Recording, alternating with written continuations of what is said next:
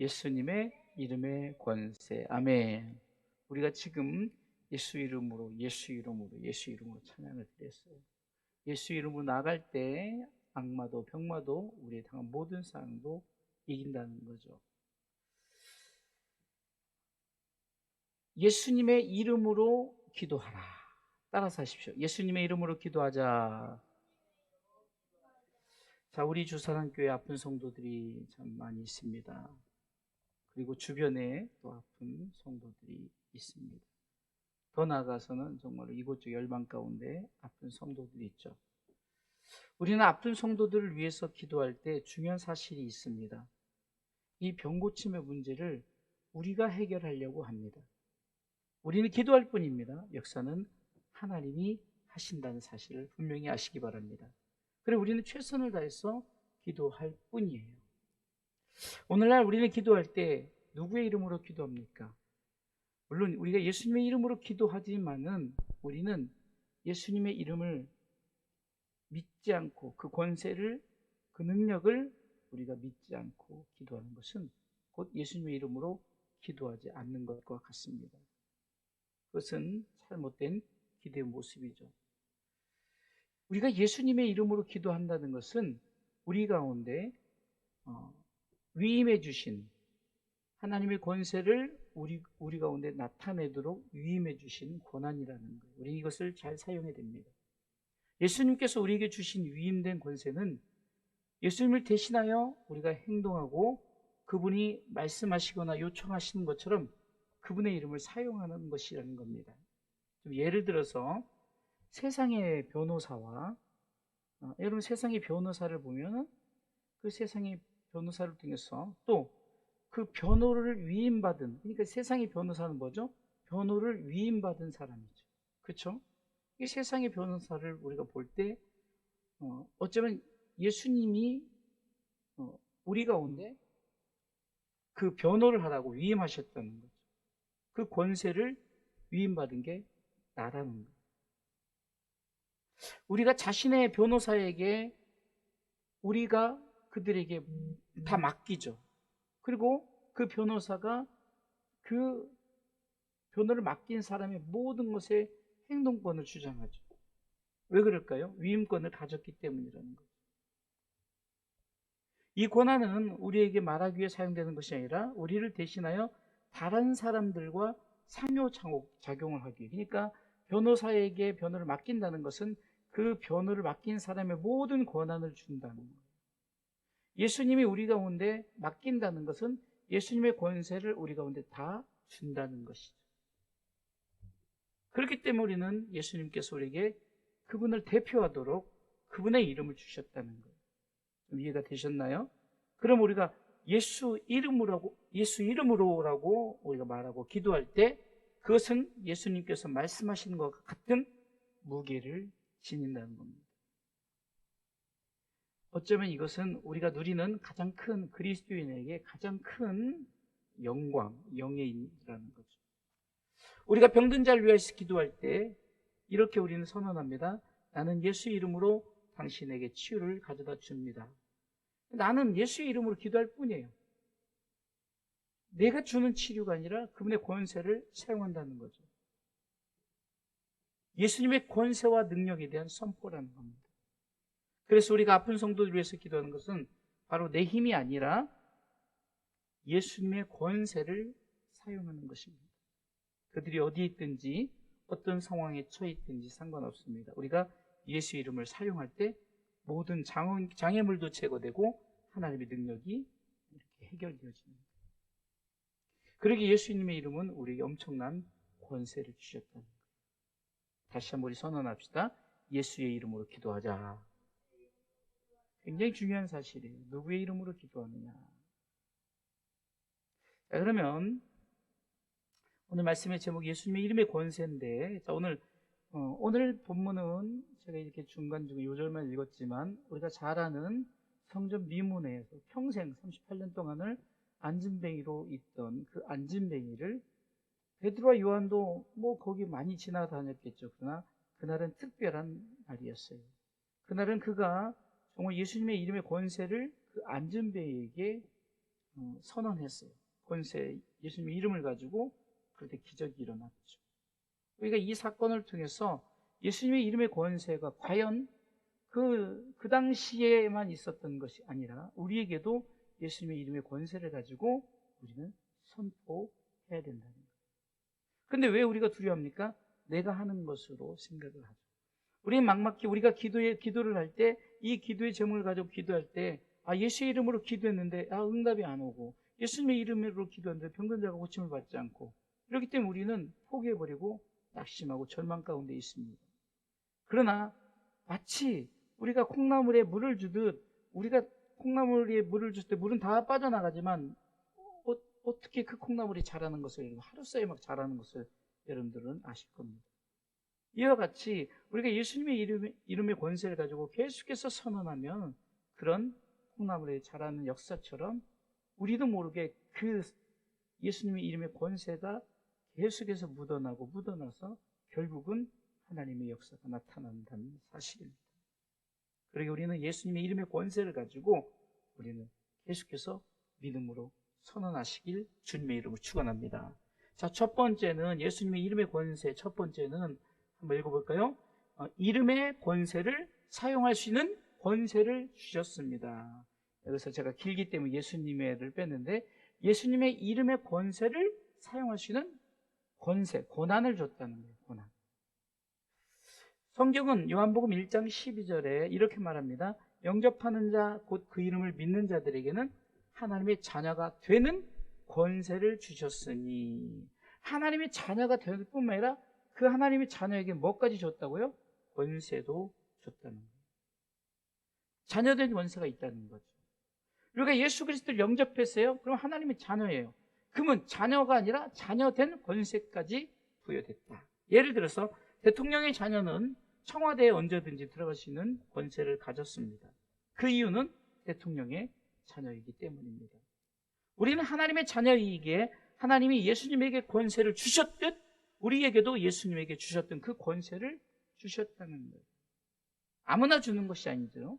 하나님의 자녀에게, 영접하는 자, 그 이름을 믿는 자들에게, 예수 그리스도를 믿는 자들에게 주어진 예수님의 이름의 권세예요. 그래서 우리는 이 권한을 부여받았다는 거예요. 예수님께서도 마태복음 28장 18절에 예수님께서 지상 최대 명령을 내리실 때 이렇게 말씀하십니다. 같이 읽어볼까요? 예수께서 나와 일러 가라사대 때 하늘과 땅의 모든 권세를 누구에게? 주님께서 말씀하시는 거예요. 하나님 내게 주셨다. 그 권세를 우리도 사용하라고 주님이 그 권세를 주셨다. 마가복음 6장 7절에 그 권세를 제자들에게 주셨어요. 마치 우리에게 주신 것입니다. 읽어볼까요? 12 제자를 부르사 둘씩 보내시며 더러운 귀신을 제어하는 권세를 주시고, 권세를 주셨다. 그 권세는 하나님으로부터 예수님에게 주어진, 하늘과 땅의 모든 권세를 내게 받고 내가 너희에게 지상 최대 명령을 내리면서 내가 그 권세를 너희에게 주리라. 너희는 가서 모든 사람에게 세례를 주고 그래서 가르쳐 지키게 하리라까지는 그것에 권세를 줬으니까 걱정 말고 너희는 믿고 나아가라는 거죠. 반드시 기억하시기 바랍니다. 예수님의 이름의 권세가 우리에게 사용할 수 있도록, 우리도 사용할 수 있도록 아무나가 아니라 영접하는 자, 곧 하나님의 자녀된 자가 사용할 수 있으니, 우리 아이들도 제가 그러잖아요. 목사님 몸이 좀 안 좋아, 기도해줘. 그렇게 하죠. 그냥 하는 말이에요. 여러분들이 한마디 기도가. 그러면 정말로 우리 예슬이 요셉이도 어렸을 때 기도해줘 그러면 우리 지욱이 요즘에 말변이가 얼마나 이뻐요. 아버지 이렇게 그거를 제대로 발음이 납니까? 그래도 기도하면은 그 권세를 가지고 기도합니다. 왜? 이 안에 예수님이 계시니까.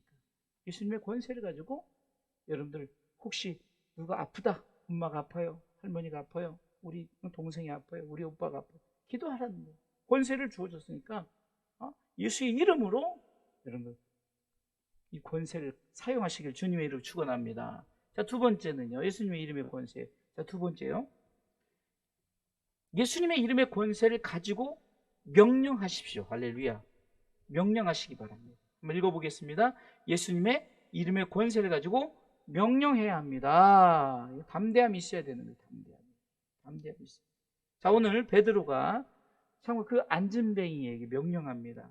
6절, 베드로가 가로되 은과 금은 내게 없거니와 내게 있는 것으로 내게 주노니, 읽어볼까요? 곧 나사렛 예수 그리스도의 이름으로 뭐요? 걸으라. 명령하는 거예요. 걸으라.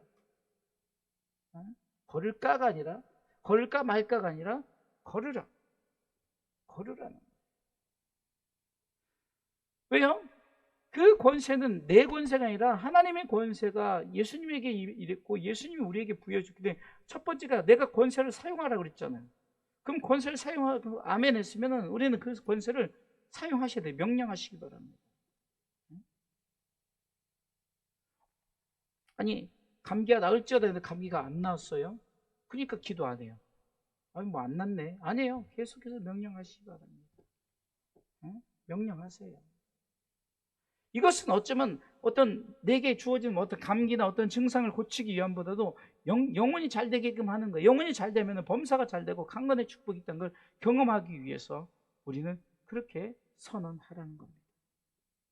권세는 오직 예수님의 이름으로 명령해야 된다는 거예요. 다른 권세의 이름을 주신 일이 없습니다. 오직 예수님의 이름으로입니다. 할렐루야. 오직 예수님의 이름으로예요. 그래서 사도행전 4장 12절에는 이렇게 말씀하고 있습니다. 읽습니다. 다른 이로서는 구원을 얻을 수 없나니 천하 인간의 구원을 얻을 만한 다른 이름을 우리에게 주신 일이 없음이니라 하였더라. 아멘. 구원을 얘기하는 거지만 곧 예수님이 우리 가운데 주신 권세를 오직 예수의 이름으로, 예수의 이름. 많은 그 예수님의 권세를 부여받은 주의 종들이 처음에는 그 권세를 가지고 정말 초창기 때는요, 정말 안전뱅이도 일으키고 막 기적과 이적이 일어났어요. 그런데 그 기적과 이적을 이루니까 이거 되네 하면서 이제 그것이 어떻게 교만이 되어지고 자기의 이름을 살짝살짝 조미료 치듯이 집어넣는 거예요. 그러다가 교주가 됩니다. 내가 했다, 내가 했다. 누가 하십니까? 하나님이 하십니다. 여러분들, 가끔은 제가 이런 예를 드는데요. 자, 어떤 문제를 가지고 기도합니다. 우리 지금 예를 들어서 지금 우리 성도들, 아픈 성도들을 위해서 오늘 메시지를 준비했는데, 우리 아픈 성도들을 위해서 기도할 때 여러분들이 기도하죠. 자, 우리 지우기도 아직 말 못하지만 다 알아듣기 때문에 기도하고, 우리 아이들 기도하고, 우리 주의종들도 기도하고, 성도들 기도하고, 우리 비대면 예배자들도 기도해요. 한마디 기도했습니다. 제가 요즘 유기성 목사님 설교의 은혜를 받는데요. 그 목사님 메시지, 이게 저하고 공감되는 메시지가 중간중간에 자주 나오는데, 자, 어떤 문제가 해결됐어요. 아픈 성도가 고침을 받았어요. 그리고 우리가 저분이 영혼이 잘 되기 위해서, 예배자가 되기 위해서 기도했더니 정말로 그분이 고침도 받고 예배자가 되어지고 봉사하고 헌신을 해요. 그런데 제가 그런다. 주의 종이 내가 기도해서 그래, 이러면 안 된다는 거예요. 나도 기도하고 우리 상호기도, 기쁨기도, 지우기도 다 우리 온 성도들도 우리 기도했다는 거예요. 그것은 누가 고친 거예요? 하나님이. 누구의 이름으로? 예수님의 이름으로. 할렐루야. 그것을 말씀하는 거예요. 베드로, 요한이 고친 게 아니라 베드로, 요한은 명령한 거예요. 나는 돈도 없고 아무것도 없다. 우리 상황 아니에요?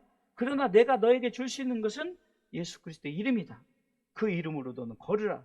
그 이름으로 너는 치료받으라. 할렐루야. 그 이름으로 너는 공부 잘해라. 할렐루야. 그 이름으로 너는 항상 모든 이에게 뛰어나라. 할렐루야.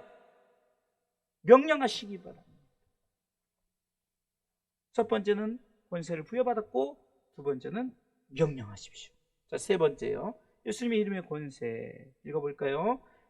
권세를 가지고 명령할 때 역사가 일어납니다. 이게 길어서 제가 안 들어갈 것 같아서, 예수님의 이름의 권세를 가지고 명령할 때 뭐가 일어난다고요? 역사가 일어나는 거예요. 결과가 주어진다는 거죠. 사도행전 3장 7절에 자, 명령했어요. 그리고 7절에 뭐라고 말합니까? 일어나 걸으라 했죠. 그랬더니 어떤 일이 일어나니까 오른손을 잡아 일으키니 발과 발목이 곧 힘을 얻고 뛰어서서 걸으며. 할렐루야. 자, 우리 아이들 벌을 학교에서 받았는지 모르겠어요. 집에서도 무릎 꿇고 손 들고 벌을 받았어요. 자, 처음에는 이 손 드는 것도 힘들지만 무릎 꿇는 거 처음에 못 느껴요. 이게 나중에는 계속 있다 보면 아예 못 느껴요. 왜 그럴까요? 이게 마비가 돼버린 거예요. 나도 모르게. 무릎 꿇고 있으니까. 근데 여러분들이 1시간 무릎 꿇고 일어났다가 벌떡 일어나서 걸어갈 수 있을 것 같아요? 절대 못해요. 절대 못해요. 네? 그냥 아마 일으키면 고꾸라지지 절대 벌떡 일어나질 못해요. 그러니까 기적은 우리가 하는 것이 기적이 아니라, 보세요. 성경 뒷부분에 보면은 이분이 약 40년, 38년 된 병자예요. 약 40년 동안을 안진병 있던 사람이 어떻게 일으키다 벌떡 일어나 걷고 뛰고 그렇게 할 수 있겠어요? 절대 못해요. 예수님의 이름의 권세를 보여주기 위해서 그 사도시대 때 베드로의 언어를 통해서 인간이 하면은 일어나서 인간이 하면 일어나 할 수 있지만 이것은 의학적으로 또한 인체적으로 이것은 설명할 수 없는 일이 벌어지는 거예요. 1시간만 무릎 꿇고 앉아도 꼬꾸라지는데 그냥 무려 그냥 38년 동안 그렇게 계속 평생을 나서부터 그럴 수가 없는 거예요. 우리가 잘 아는 에스겔 37장에 에스겔 선지자가 마른 뼈, 골짜기의 마른 뼈들, 이게 시체가 다 썩어버린 뼈밖에 안 남잖아요. 마른 뼈들에게 권세를 가지고 뼈들에게 명령을 합니다. 첫 번째 육을 향한 명령을 해요. 37장 4절에 또 내게 이르시되 너는 이 모든 뼈에게 대언하여 이르기를 너희 마른 뼈들아 여호와의 말씀을 들을지어다. 대언하는 거예요. 그냥 명령하는 거예요. 자, 또 5절 보겠습니다. 주 여호와께서 이 뼈들에게 말씀하시기를 내가 생기로 너희에게 들어가게 하리니 너희가 살리라. 7절에 보세요. 이에 내가 명을 쫓아 태어날 때 소리가 나고 움직이더니 이 뼈, 저 뼈가 들어맞아서 뼈들이 서로 그냥 착착 연락하고 맞는다는 거예요. 탁탁탁 맞아 들어가는 거예요. 육을 살리는 거예요. 육을. 그래서 이 에스겔 37장은 먼저 육을 살리는 그 모습. 그러나 육만 산다고 그 사람이 온전한 사람이 되는 것은 아니에요. 반드시 그 안에 뭐가 들어가야 되죠? 영이 들어가야 돼요. 그래서 영을 향한 명령을 합니다. 9절에 보세요. 내게 이르시되 인자야 너는 생기를 향하여 대언하라. 생기에게 대언하여 이르기를 주 여호와의 말씀에 생기야 사방에서부터 와서 이 사망을 당한 자에게 불어서 살게 하라 하셨다. 하라. 지금 되어진 게 아니라 그렇게 될 것이다. 그렇게 될 것이다 라고 선언하라는 거예요. 자, 10절 보세요. 이에 내가 그 명대로 대언하였더니 생기가 그들에게 들어가매 그들이 곧 살아 일어나서 서는데 극히 큰 군대더라. 아멘. 그러면서 뒷부분에 보면 이것은 이스라엘 너희 족속 너희들을 말하는 거다. 곧 이것은 지금 삶 가운데 살아가는 우리들을 말한다고 성경은 말하고 있는 거예요. 또 내가 이르시되 인자 이 뼈들은 이스라엘 온 족속이라고 말하는 곧 우리라는 거예요. 지금 우리의 삶의 현장이라는 거예요.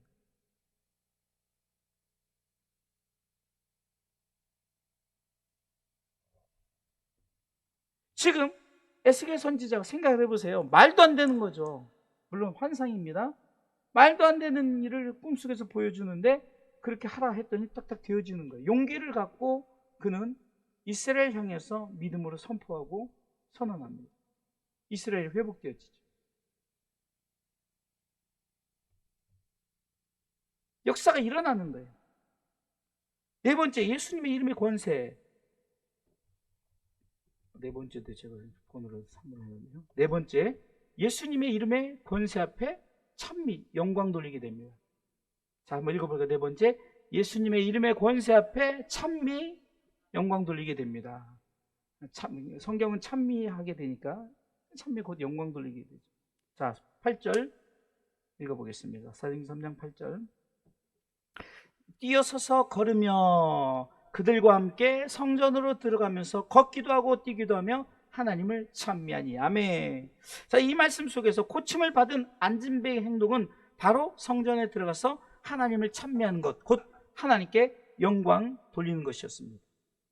그런데 여기서 우리가 주목할 것은 원래 안진뱅이는 성전 밖의 사람이에요. 평생을 성전 안에 들어가지 않았던 성전 밖의 사람이에요. 그러나 그는 이제 성전 안의 사람이 됩니다. 왜 38년 동안 성전 미문 앞에만 앉아 있었을까? 그땐 예수님의 이름의 권세를 경험하지 못했기 때문이죠. 육적으로 한 푼 줍시오, 한 푼 줍시오 하면서 근근히 누가 옮겨다 주면 거기서 구걸하고 또 다시 집에 옮겨놓으면 거기서 누가 주는 것으로 먹고 사는 그런 인생을 살았던 것이에요. 그게 여전히 성전 밖에 사람이었어요. 그러나 예수님의 이름의 권세를 경험하니까 어디로 들어가게 됩니까? 성전으로 들어가게 되는 거예요.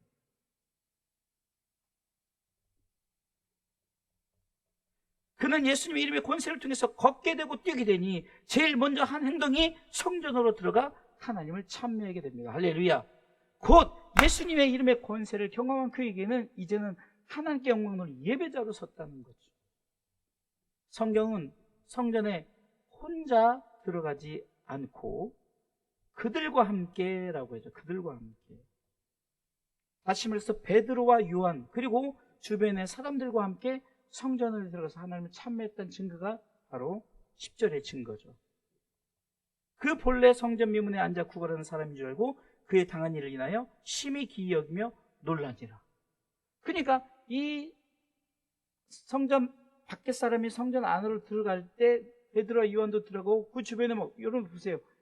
신기한 거죠. 갑자기 우리 동네 갑돌이가 평생 안진병이었는데 갑자기 그러니까 신기한 그냥 다 들어가는 거예요.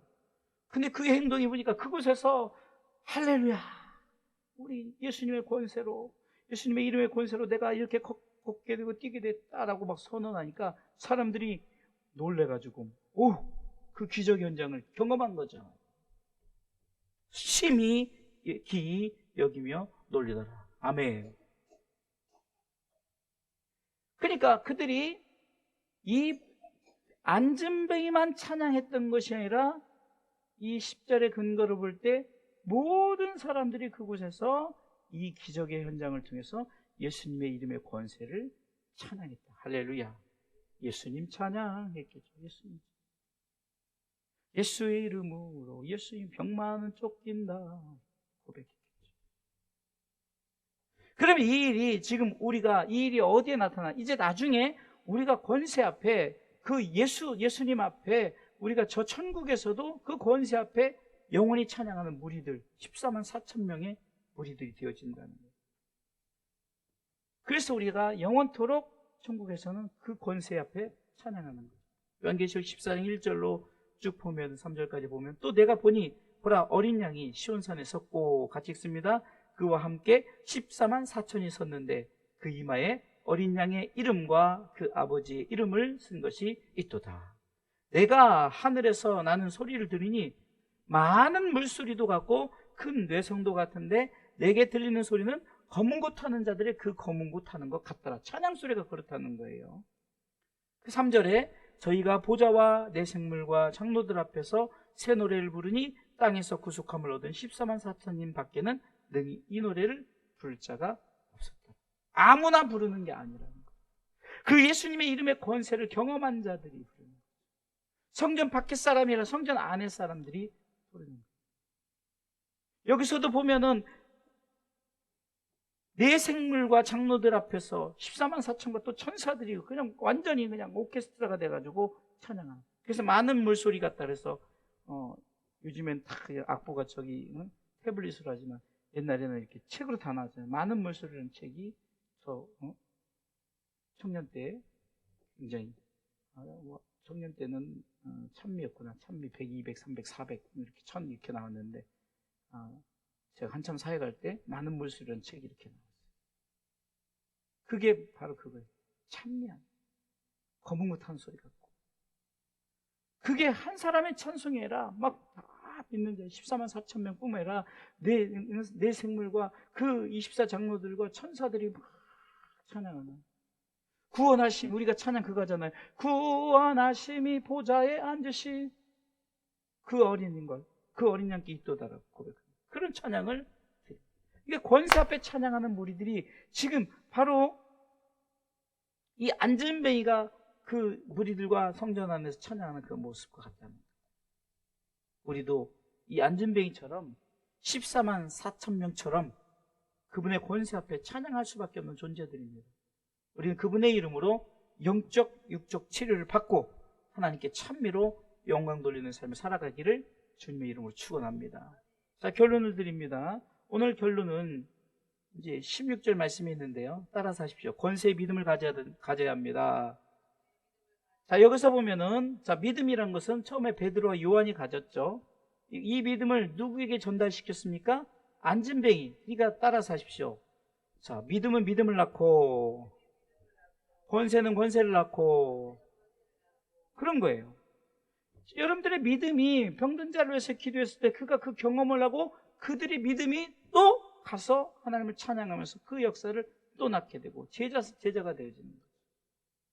그러니까 믿음은 믿음을 낳고요. 베드로와 요한의 믿음을 통해서 안진뱅이에게 믿음을 주셔요. 예수님의 이름의 권세의 믿음을 가진 자가 믿음으로 선포할 때 믿음의 열매가 맺혀지게 되고, 오늘 본문의 베드로와 요한은 예수님의 이름의 권세를 믿는 자들이 되었고, 이 권세를 믿음으로 선포할 때 38년 된 안진뱅이가 예수님의 이름으로 예수님의 이름의 권세를 믿어서 걷고 뛰며 하나님을 찬미하고 또 주변 사람들에게 자신이 고침받음을 보여주었죠. 할렐루야. 이게 낳고요. 믿음에 낳고 권세에 낳고. 그래서 이 권세의 역사가 나타나면 어떻게 해야 됩니까? 자, 믿음이 낳고예요. 권세가 낳고예요. 오늘 16절 말씀에 그 이름을 믿음으로 이렇게 나오죠. 그 이름을 믿음으로. 먼저 예수님 이름을 믿어야 됩니다. 예? 베드로와 요한이 반드시 뭐라고 했어요? 나사렛 예수 그리스도의 이름으로 라고 말하죠. 그 많은 사람들이 막 이것을 보고 놀라고 그러니까 베드로가 그 많은 사람들 앞에서 뭐라고 말합니까? 그 이름을 믿음으로. 그 이름을 믿음으로. 이 믿음은 안진뱅이 믿음을 칭찬하는 거죠. 그 안진뱅이 믿음이 어디서부터 왔을까요? 누군가 기도하는 자의 믿음을 통해서 나타나는 거죠. 먼저는 그 이름을 믿음으로 그 이름이 너희 보고 아는 이 사람을 성하게 하였다. 할렐루야. 예수 그리스도의 이름으로 믿었더니 이 안진뱅이가 고침을 받았다라고 선언합니다. 두 번째는 예수님으로 말미암아 난 믿음이 되어야 돼요. 여러분, 우리는 이 말미암다는 것은 어디서부터 어떤 그 시작점인 거예요. 우리 지우기는 엄마 아빠로 말미암아 낳은 아이잖아요. 여러분, 지우기를 어떤 A라는 아저씨, 동네 옆집 아저씨로 말미암아 낳았다 이렇게 하지 않잖아요. 중요한 것은 바로 이겁니다. 예수님으로 말미암아 난 믿음이에요. 누구로? 예수님으로. 권세는 그분이 권세가 있기 때문에 그분으로 말미암아 그 권세가 나타내는 거죠. 그래서 16절 중반부에는 뭐라고 말합니까? 예수로 말미암아 난 믿음이 너희 모든 사람 앞에서 이렇게 말합니다. 말미암는 믿음이에요. 시작된 믿음이라는 거예요. 예수님으로 시작된 믿음이 제자들에게 거쳐갔고, 이 제자들의 믿음이 바로 초대교회에 거쳐갔고, 초대교회의 믿음이 정말 그 많은 성도들에게, 특별히 베드로와 요한을 통해서, 더 나아가서는 이제 사울이라는 청년, 곧 바울 됐죠. 바울이라는 사람을 통해서 정말 전 세계 복음이 믿음이 말미암은 믿음이 계속해서 모든 문제를 해결한 줄 믿으시기 바랍니다. 세 번째는 선포예요. 선포할 때 고침을 받는, 예수님의 권세로 선포할 때 고침을 받습니다. 자, 16절을 전체를 한번 읽어보겠습니다. 16절. 그 이름을 믿음으로 그 이름이 너희 보고 아는 사람을 성하게 하였나니 예수로 말미암아 난 믿음이 너희 모든 사람 앞에서 이같이라는 건 뭡니까? 선포된 믿음을 통해서 결과적으로 얻어진 것 같이라는 거예요. 베드로와 요한이 그 예수님의 이름의 권세를 선포했죠. 그래서 믿음으로 선포했을 때 얻어진 결과로 이 안진뱅이가 성전을 향해서 찬양, 이 모든 사건 이같이 결국은 뭡니까? 완전히 낫게 하였다. 할렐루야. 이것은요, 두 가지 의미를 해서 완전히 나는 것은 육적, 영적 치료를 말하는 거예요. 육적인 치료로 끝난 것이 아니라 영적인 치료도 행했다는 거죠. 만약에 육적 치료만 받았다면 이것은 완전한 것이 되지 않습니다.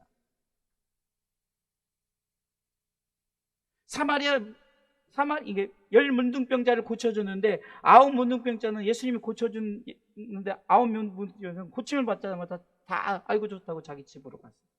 그러나 사마리아 문둥병자는 비록 이방인이었지만 그는 예수님이 고쳐줬지 가서 예수님 앞에, 다시 말해서 예수님 앞에 참매했다는 거예요. 엎드려 살해했다는 것은 예수님께 영광을 돌렸다는 거예요. 그때 예수님이 뭐라고 합니까? 내 영혼 거죠. 넌 육체뿐만 아니라 네 영혼이 너를 구원받았으니, 영혼이 구원받은 거예요. 영육간의 구원을 받는, 영육간의 치료를 받았다는 거죠. 사랑하는 성도 여러분, 우리가 정말 병든 자를 위해서 기도합니다. 우리는 두려워하죠. 아니, 무슨 목사가 능력이 없어서 저렇게 기도해도 낫지 않아. 아닙니다. 우리는 대신할 뿐이에요. 우리는 최선을 다해서 그 권세를 가지고 계속해서 우리는 선언해요. 우리가 정말 우리 성도들 위해서 기도하고 아이들을 위해서 기도하는 것이죠. 그냥 일회성이 아니에요. 계속해서 반복성으로 기도할 뿐이에요. 그냥 가랑비 옷 젖듯 콩나무에 물을 줄 때 다 빠져나가지만 콩나무가 자라듯 우리는 그냥 계속해서 우리는 그 권세를 가지고 명령하는 거예요. 할렐루야.